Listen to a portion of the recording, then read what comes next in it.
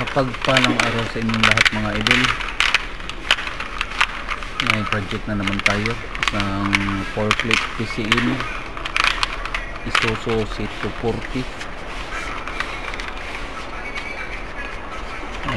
General wiring tayo mga idol dahil sa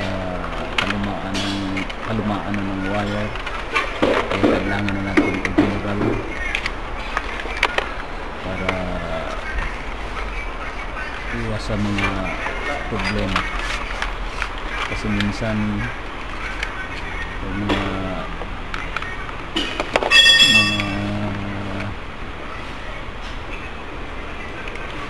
nalutong na yung mga wire, minsan andun yung problema, minsan nagkaroon ng ground, minsan yung mga sakit na nalutong na rin, minsan nahiwalay na yung mga female at saka male sakit, kaya minsan dumating sa punto na bigla na lang mawala ang starter.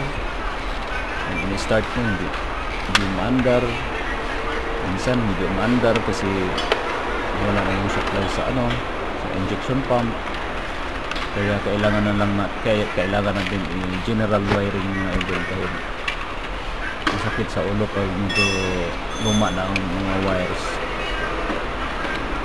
Salamat sa mga idol ko dyan na panay ang panonood. Salamat sa inyong suporta, paki-like and subscribe mga idol.